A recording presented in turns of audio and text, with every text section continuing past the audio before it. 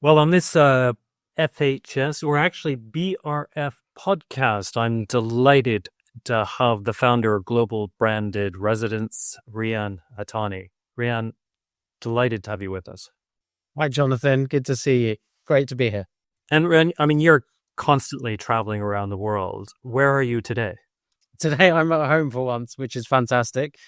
So I live in Cambridge in England, and it's great to be home, especially during the Easter holidays. Well, exactly. And actually, we're not too far apart from each other, so that's good.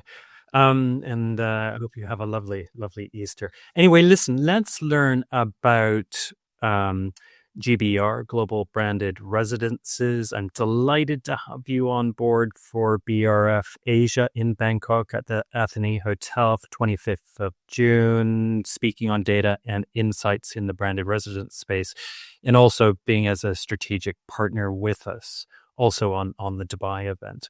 But tell us a little bit about your business, Global Branded Residences, and what is it you do for the industry?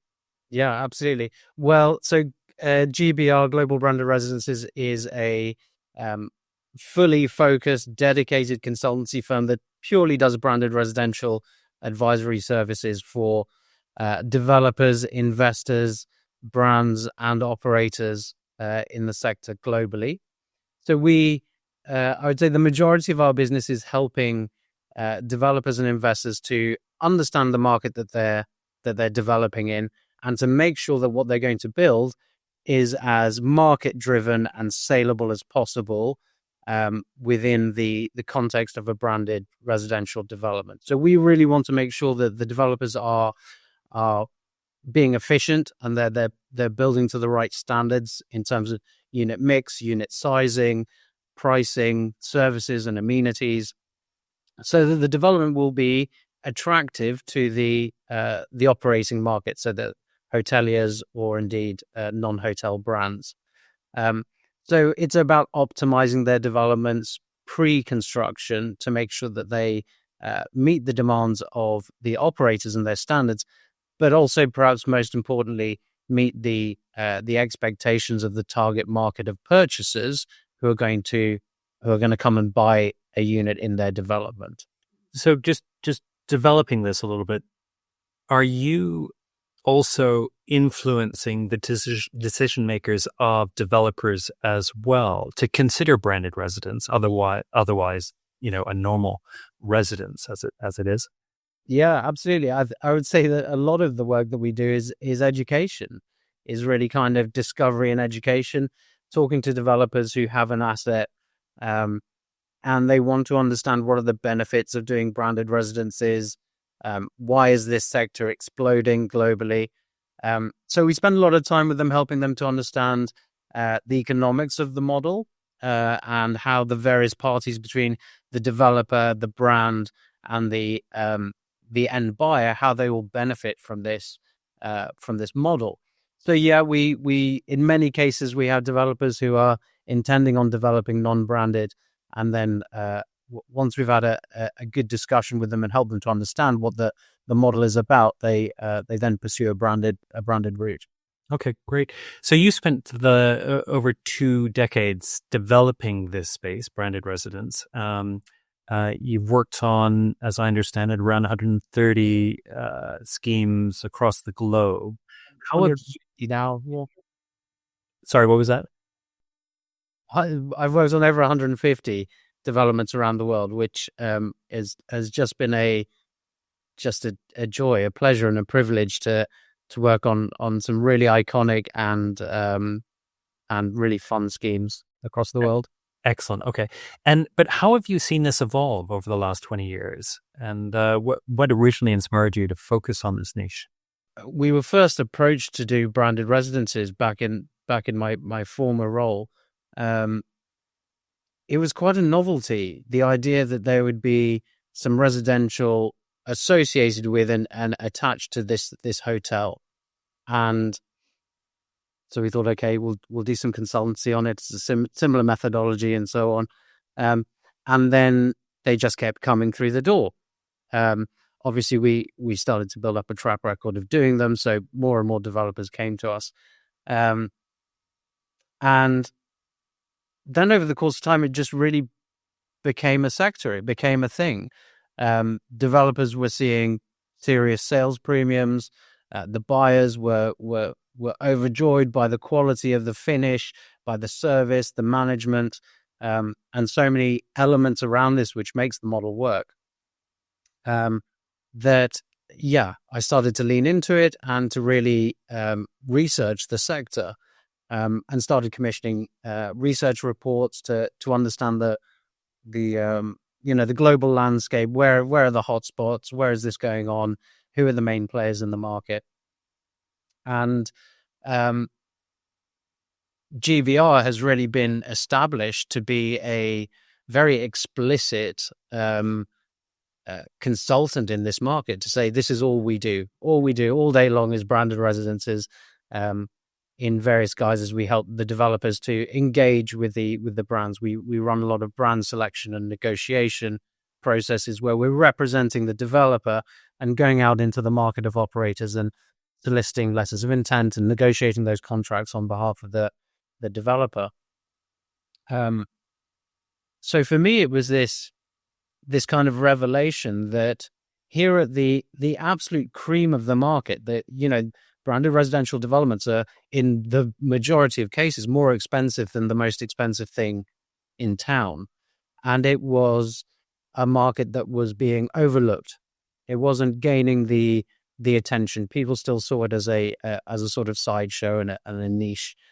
And then the operators really bit into it. They really saw the benefit of having this differentiated model and this other kind of touch point with their customer base.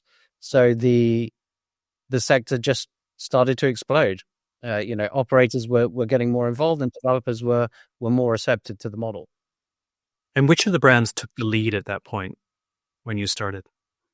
So when I started, as is the case now, Marriott was the head and shoulders leader in the sector. But interesting, once we started researching it, for example, in the year 2000, the Trump organization was the number one player in the market.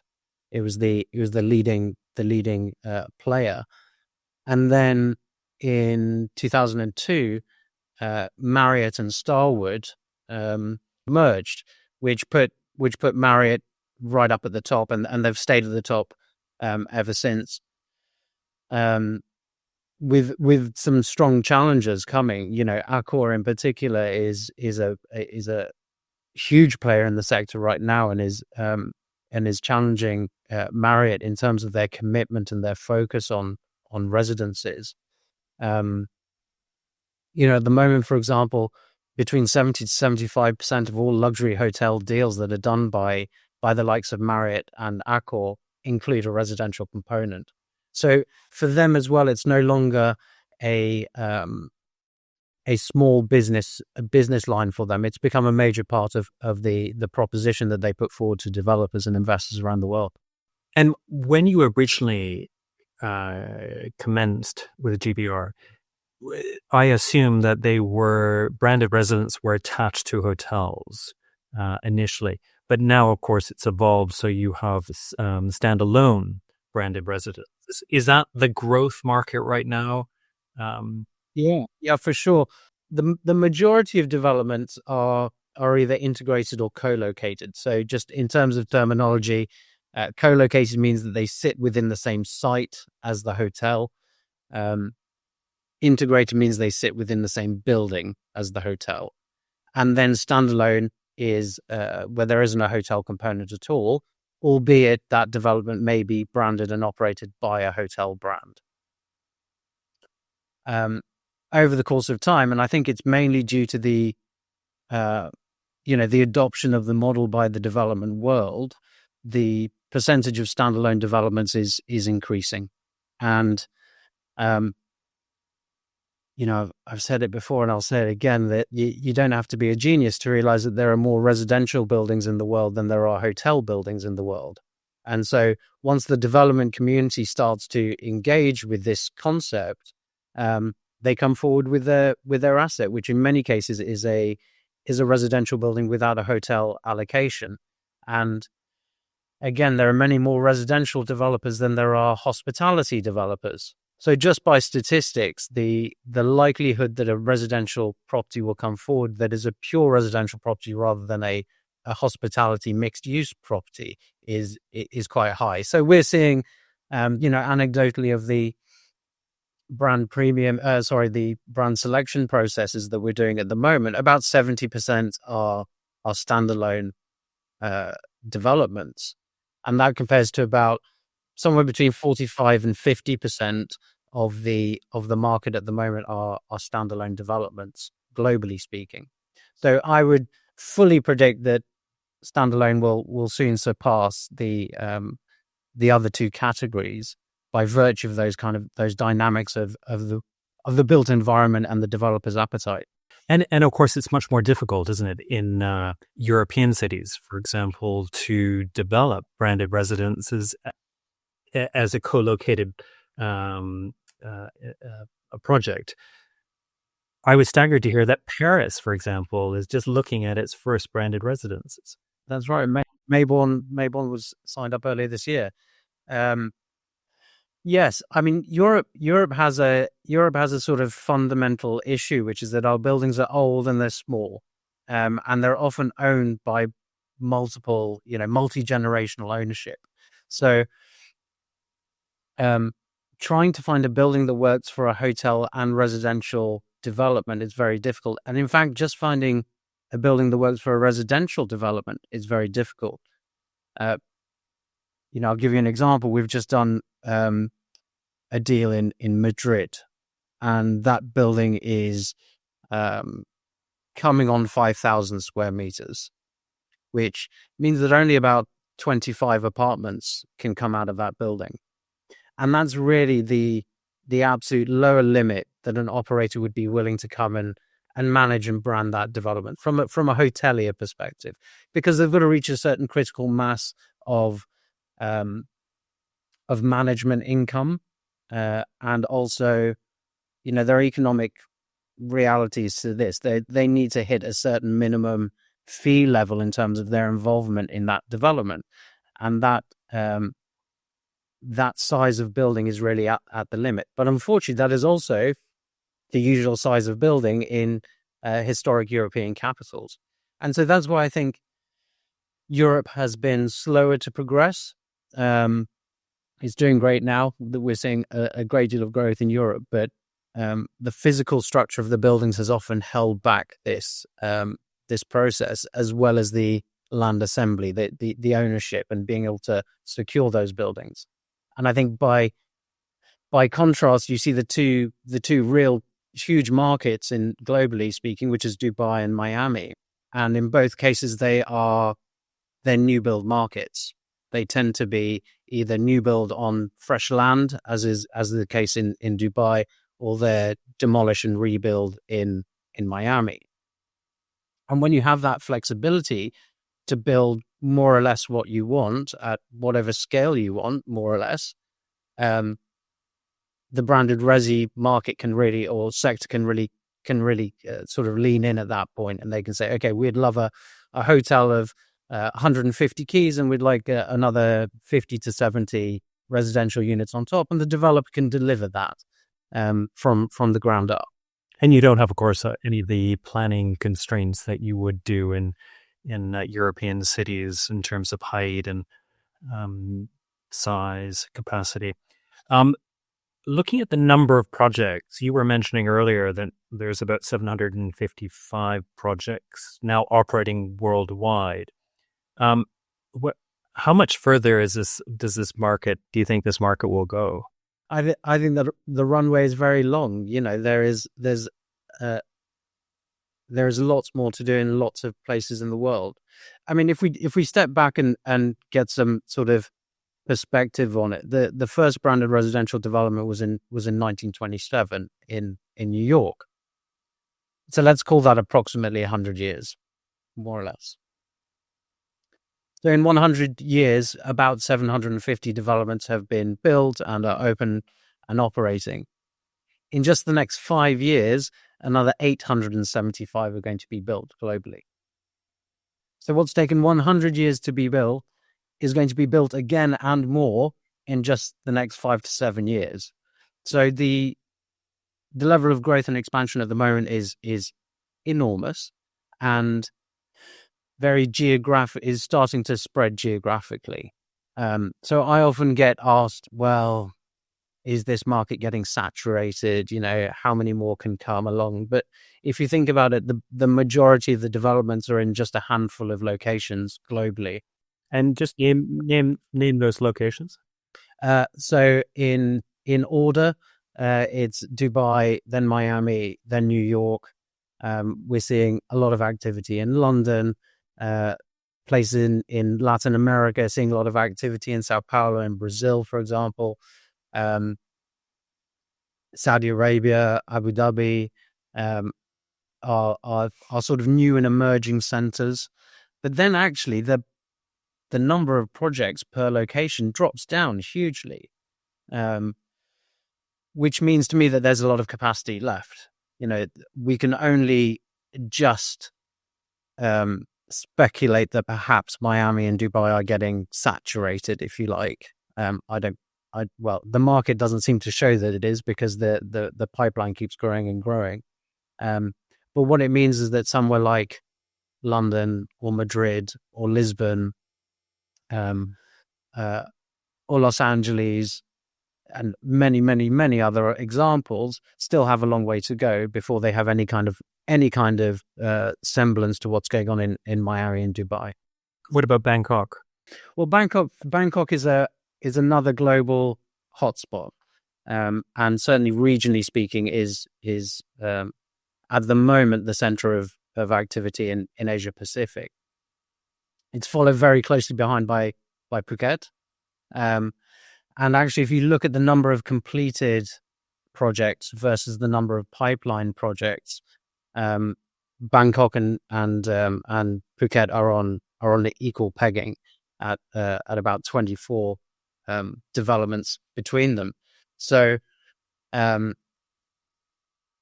that to somewhere like Dubai, which has 185 of the same. So we're talking about just a huge difference between these markets. So Bangkok is a really important regional market for Asia Pacific, leading. Phuket it's super important, and then you see somewhere like Vietnam, so taking it up to sort of country level. And Vietnam has pretty much always been the second market in the region for branded residences, and the amount of growth that is happening in Vietnam is staggering. At the moment there are 15 developments in Vietnam open and completed, but there's a further 51 which are signed in the pipeline, which means that Vietnam, which at the moment is actually in fifth place in the region of Asia Pacific, is going to go to second place when we look at the complete and pipeline. So, absolutely shooting up the ranks. So I think Vietnam is also, a really important area. I can understand this is a win-win situation at the moment for the developers. They're getting a premium of anywhere between 20 and 50% on the residential unit now that it's branded. The operators, of course, or the brands are getting a fee, a commission, so it works for them. The question I ask is, for the consumers, what benefit are they getting by staying in a branded residence and having to pay that, a premium for that brand? I think the first thing is that we have to define who that buyer is, because different buyers have different motivations for getting into branded residences or buying a branded residence. And that market is broadly speaking, at the two ends, there are investment buyers, and at the other end, there are trophy buyers. So investment buyers are obviously driven by yield. Sometimes they don't even spend any time in that property. And what they're looking for is an efficient and an active manager of their property. They're looking for convenience, where they can know that the property is going to be maintained. They know that there is a world-class rental platform that's pushing rent into their property, and that they can get a 4, 5, 6% net yield out of that purchase every year. And the absolute specialists in residential, or at least in accommodation space management, are the hoteliers. They know how to turn a room, they know how to get heads on beds, and they know how to look after the physical structure of a building as well, because that's a really important part of the return for them as well. Particularly for co-located projects.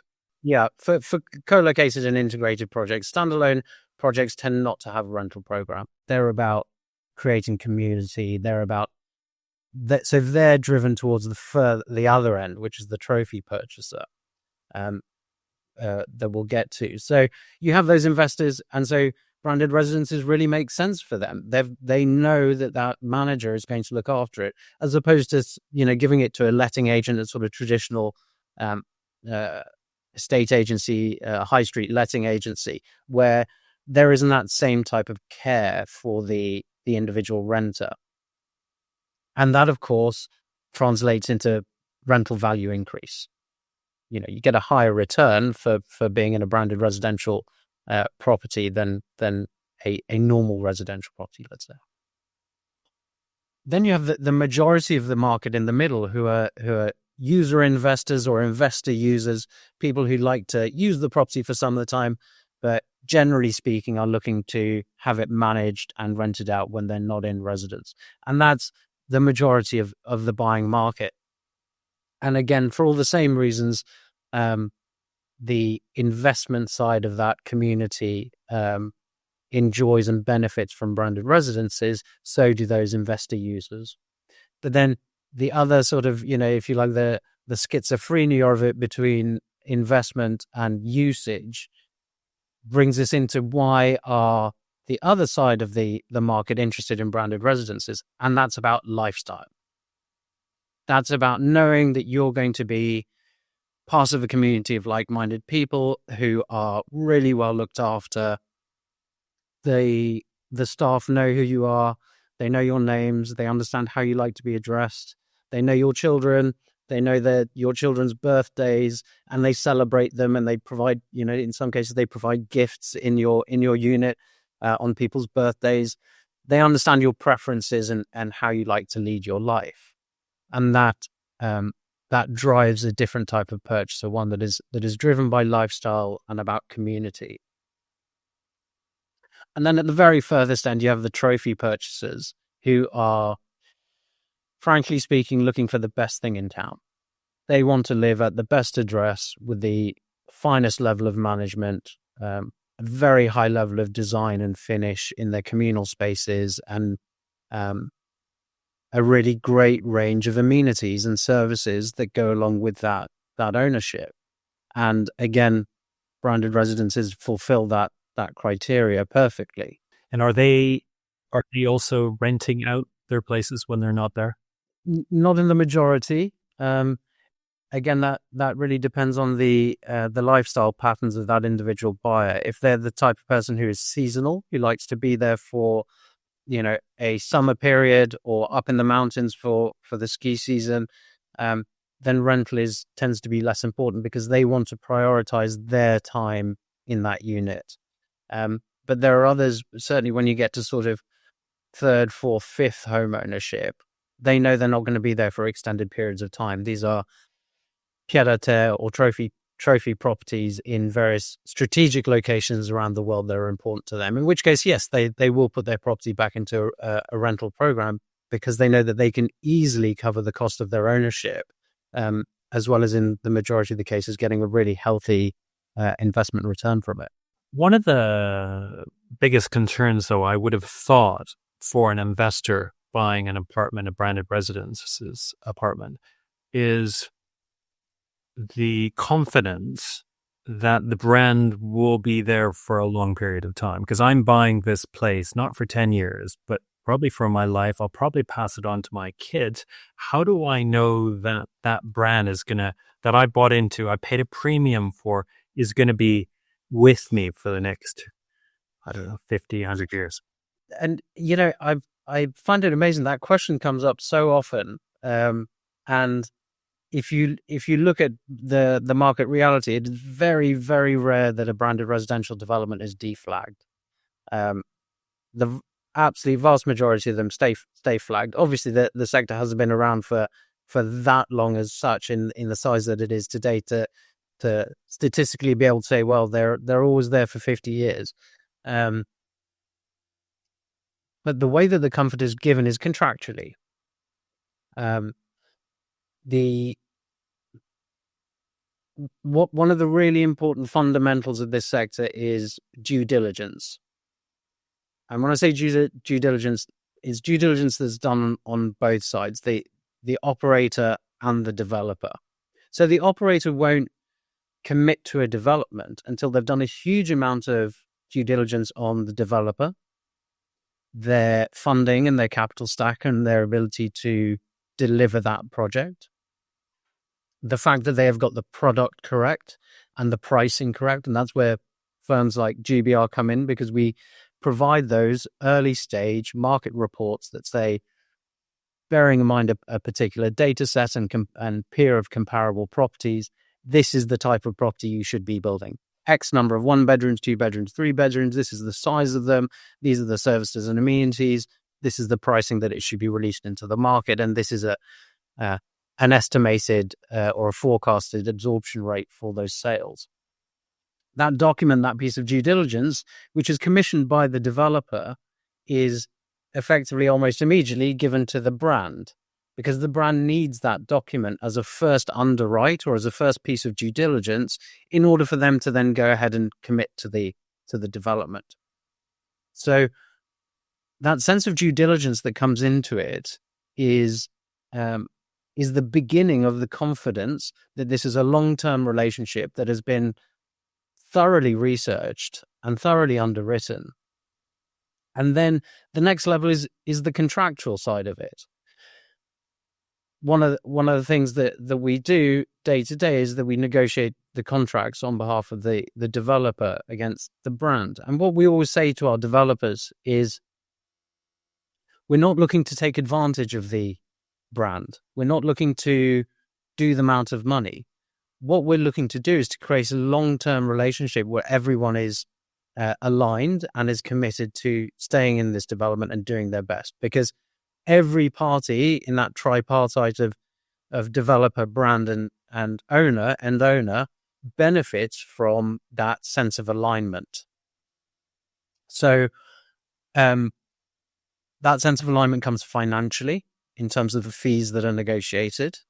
But it's also contractually in terms of the points of default where a brand can leave a development. There has to be material breaches of contract or conduct that will allow the brand to leave. And they control that through the management or the governance of the homeowners association.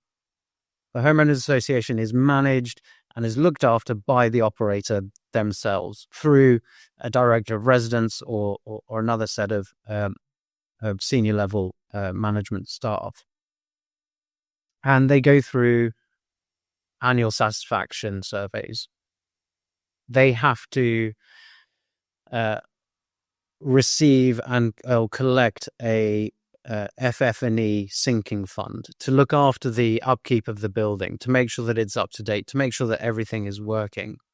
So there are levers and mechanisms to make sure that the operator is performing, and also levers and mechanisms to make sure that the homeowners association is behaving itself. Let's say things like the payment of service charge, things like restrictions on renting your property out through third parties as opposed to through the brand itself. And all of those levers and mechanisms keeps everybody on the same track, such that contract, which is, the vast majority of contracts that we negotiate are between 20 and 30 years. the length of management and association of the brand in the building, which is then has a process of automatic renewal with renewal rights.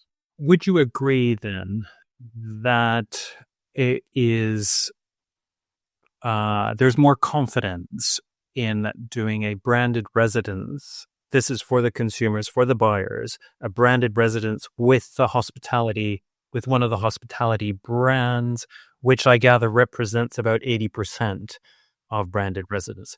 So that 20%, which is, I think, a fascinating space. You've got the automobile brands, the design brands, the fashion brands.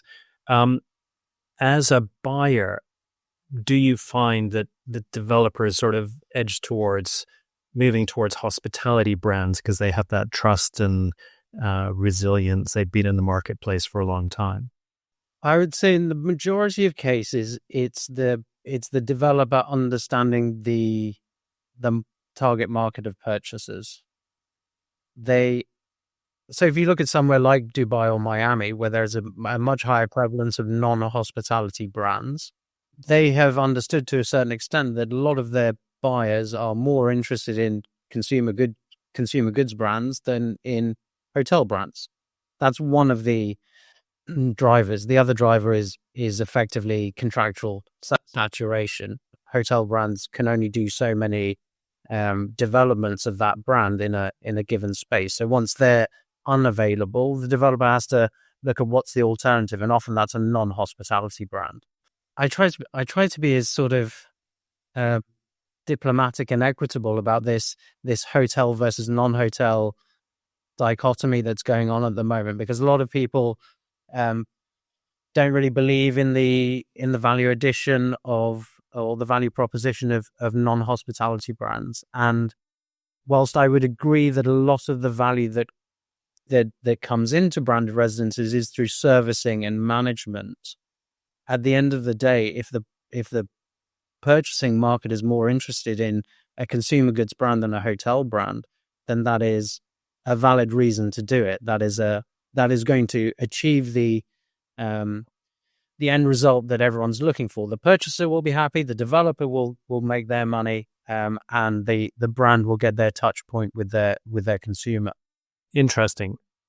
And with those design brands, non-hotel brands, do you have white label operators behind them as well now, who provide the experience, the capabilities to be able to run a branded residence?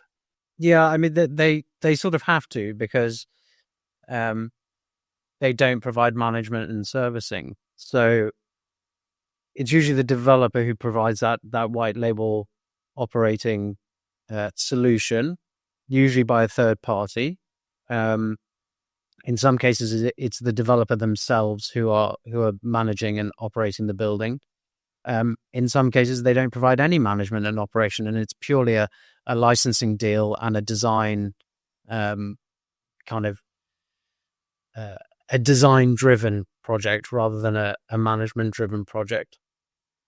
But I think what's a really interesting space that will be developed, and I'm certainly having a number of conversations around this with non-hotel brands, is that much more formal relationship between an operator and a non-hotel brand.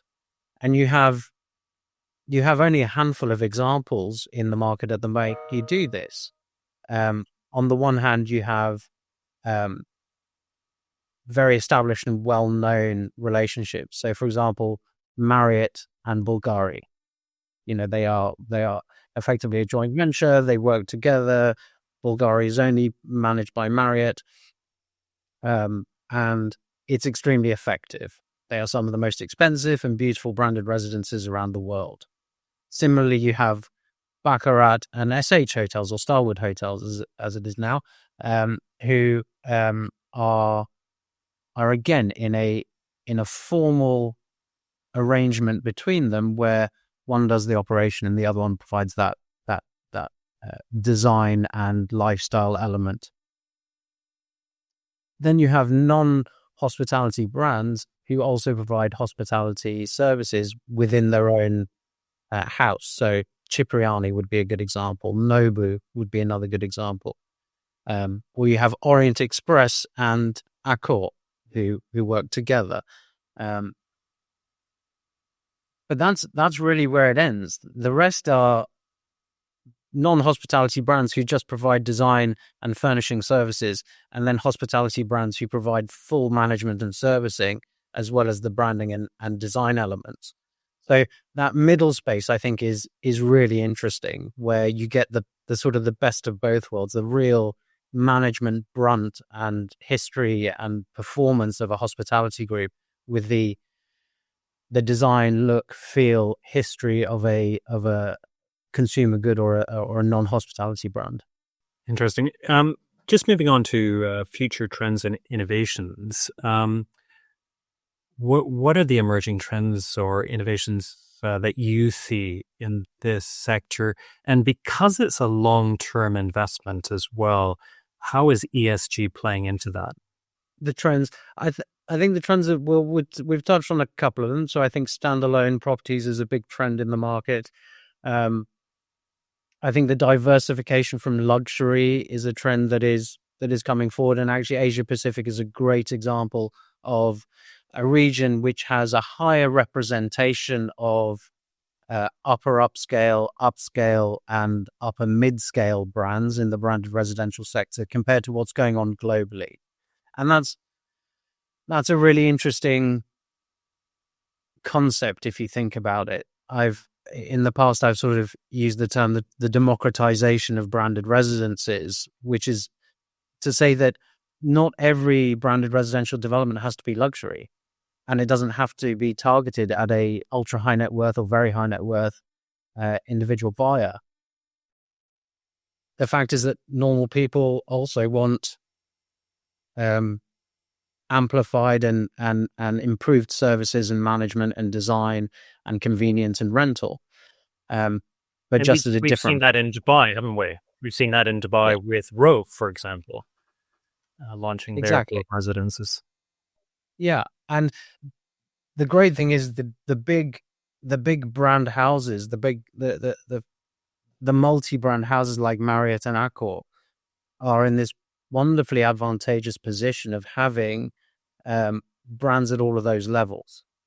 So when a developer in a non-luxury market wants to do a branded residential development because they believe that their buyers will appreciate that and will pay a premium for it, they can go to the likes of Marriott and Accor, and they have a solution for that market. They have a product and a brand for that market, which I think in many ways further fuels their growth and their success. Whereas you can't put a Mandarin Oriental or a Four Seasons or a Rosewood, these kind of powerhouse mono brands, into any market. And so they will always be much more choosy, much more bespoke about their decisions of where they do a branded residential development, driven by the fundamentals of that property market. So I think that's another really interesting trend. Having said that, I don't see luxury suddenly disappearing by any means. It will stay. I would say that the majority representation in terms of the chain scale of luxury for the foreseeable future. But I do foresee those other chain scales buying some representation from the luxury element. Amenities are always a really interesting thing to watch. I think at the beginning of the sector, it was all very much leaning on the hotel, what was in the hotel, and the residents would get access to those amenities and services. Now that we're seeing standalone developments increasing, and we're seeing co-located developments where the residences are really their own community whilst being associated with that hotel and still having access to it. I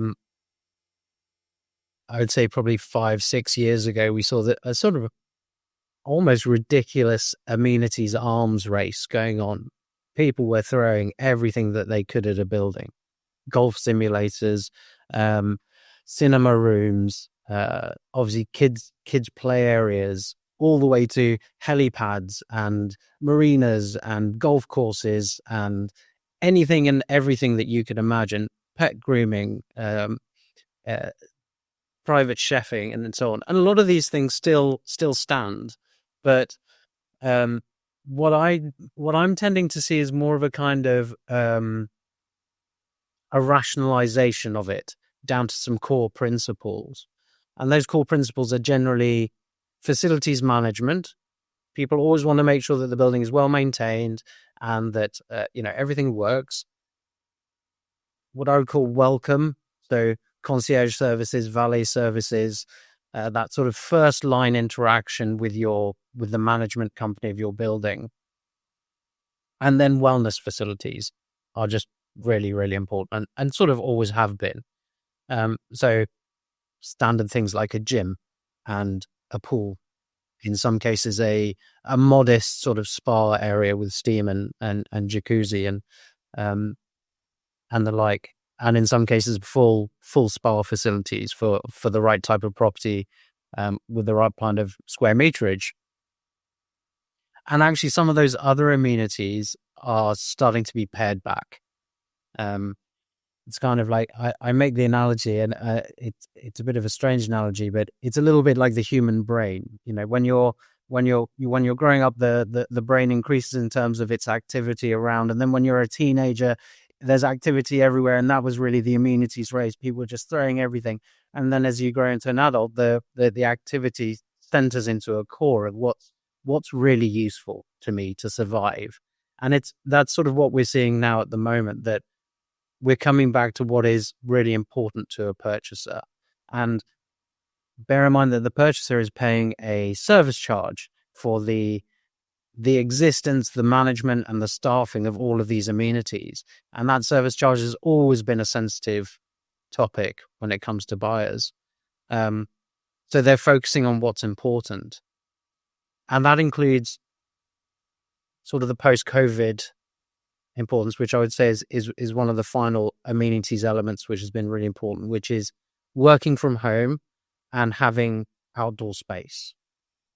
So working from home could mean within your unit you have a multifunctional space that could be an office, it could be a den, it could be a maid's room, it could be a number of different things, but it does have the capacity to allow you to work from home. Or it could be a centralized facility, meeting rooms and meeting spaces where people do want to get out the house, but they don't necessarily want to get out of their building or out of the complex.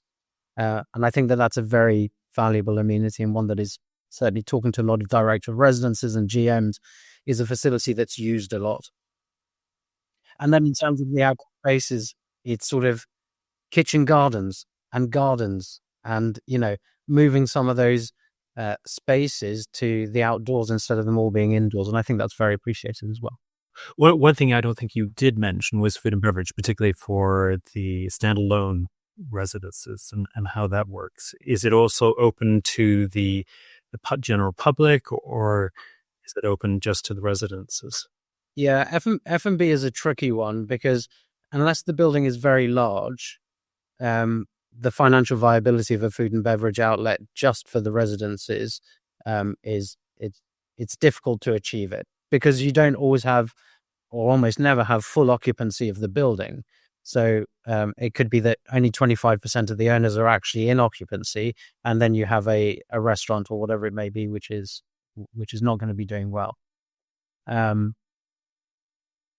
Then there's the public-private conflict that comes with having an open facility within a standalone building, that I think can cause some irritation to the buyers themselves. Having said that, you see the likes of, again, Nobu, Cipriani, where that F&B element is a core part of their proposition and is almost always a public facility.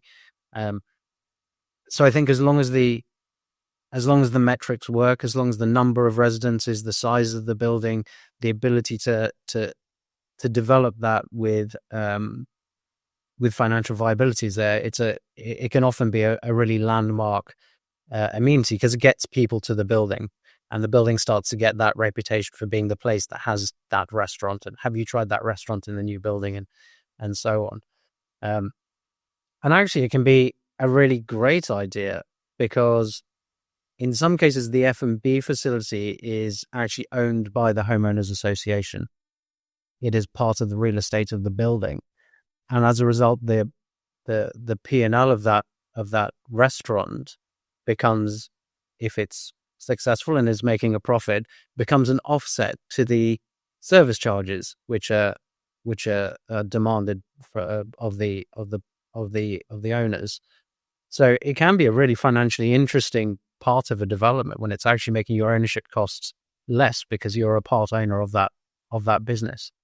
Well, Riyan, I would love to continue this conversation. We've gone over our allotted period of 30 minutes. It's such a fascinating topic as we could go on forever. I'd like to ask you more about the whole sort of cycle of selling as well, and how the selling cycle works, and which markets are selling the quickest and why and everything else. But let's do that in Bangkok, 25th of June